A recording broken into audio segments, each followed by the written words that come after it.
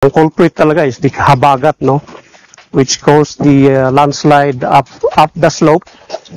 On the left side of what we are standing right now is an existing slope protection. So, stable yan.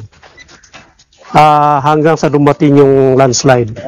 But then again, due to the massive collapse of the upslope, it caused the damage of the existing protection, which affected yung end ng ating rock shed.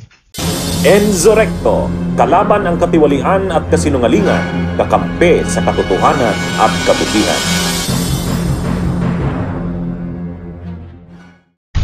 Tinawag na economic sabotage ni Pangulong Ferdinand Marcos Jr. ang palpak na rock shed project. Sa halip na mapigilan ang pagguho, nagresulta ito sa matinding erosyon at pagkasira ng kalsada. And here's the other thing, that's why I keep talking about economic sabotage. Batay sa sinagawang inspeksyon, ubod ng hina ng slope protection na itinayo. Agad na bumigay ang bahagi ng ginawang pader na dapat sanay pangontra sa landslide at rockslide. Kaya ang balor ng kanilang trabaho is zero, complete zero. Umabot sa higit 260 million ang nasabing proyekto, subalit sa halip na kapakinabangan ang tila walang ginawa ang lumabas na resulta. This is 260 million project. Useless. Parang tinapon mo yung pera sa ilog. Useless. Mismong mga residente at negosyante ang apektado. Tinatayang nasa 35% agad ang nawala sa kanilang hanap buhay dahil nasira ang daan at nagsara ang mga establishmento. Pinunan rin ng punong ehekutibo ang overpricing ng rock netting. Kung 3,200 lamang ang presyo sa supplier, umaabot ito ng mahigit 12,000 sa kontrata ng pamahalaan. Dahil dito, nanawagan ang pinuno ng bansa na muling pairalin ang LGU acceptance bago ipasa sa kanilang pamamahala ang mga infrastructure project ng DPWH. That SOP is that before you release the project to the local government, kailangan tanggapin ng local government. And that's something that we will reinstitute.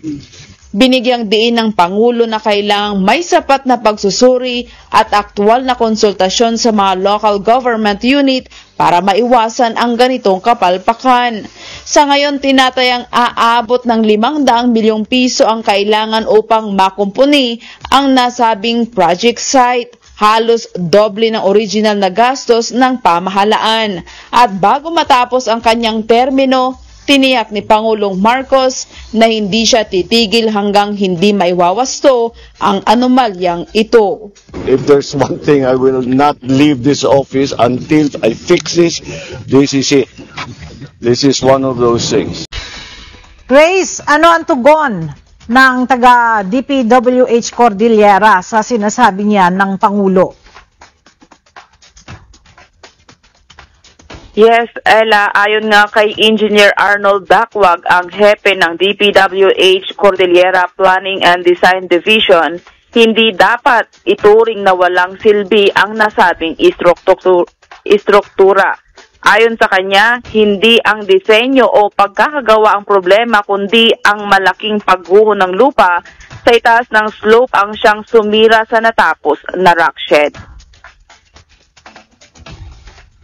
Matindi ang pagbatikos ng Pangulo sa Cannon Rock Netting na tinawag niyang walang kwenta dahil naging substandard at overpriced ang pagkakagawa. Ang rock shed naman, bagamat nagampanan ang papel nito na pulihin ng mga nababagsak na bato, nasira ito matapos ang malakas na habagat. Ang culprit talaga is the habagat, no? Which caused the landslide up the slope. On the left side of what we are standing right now is an existing slope protection. So, stable yan. Hanggang sa dumating yung landslide. But then again, due to the massive collapse of the upslope, it caused the damage of the existing protection, which affected yung end ng ating rock shed. Iginiit ni Dakwag na pagamat kakatapos lang ng rock shed nitong Abril, nagampanan nito ang layunin na maharang ang patuloy na pagbagsak ng mga patong mula sa itaas. You can see the upper slope. It's a very unstable slope, no? So, hanggang ngayon may mga nahuhulog pa. So, yung rock shed talaga serve the purpose na i-catch yung mga nahuhulog na bato sa taas. Maliban sa habagat at fractured na lupa, nadagdagan pa ng mga human activity ang pinsala sa bundok, gaya ng kaingin system at pocket mining na nakikita sa itaas at ilalim ng Cannon Road. Nang tanungin ukol sa pondo, nilinaw ng DPWH na 264 million lamang ang naibigay noong 2022 para sa 151 meters na rock shed kumpara sa 450 million na kailangan para sa buong 248 meters na proyekto.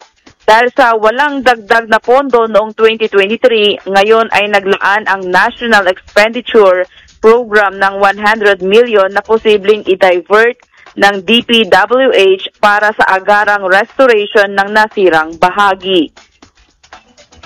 We are also contemplating na yung 100 million na yun i-divert na lang namin para ma-restore ka agad itong nasira.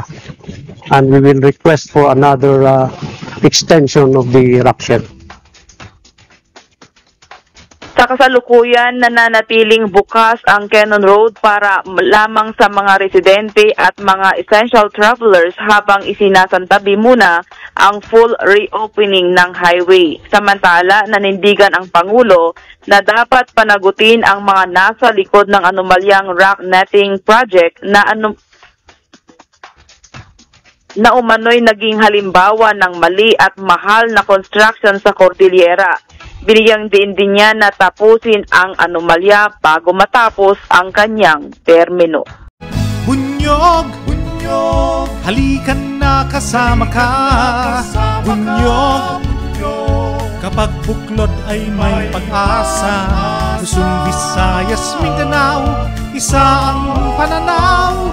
Sa bagong Pilipinas ang bunyog isisigaw. Bunyog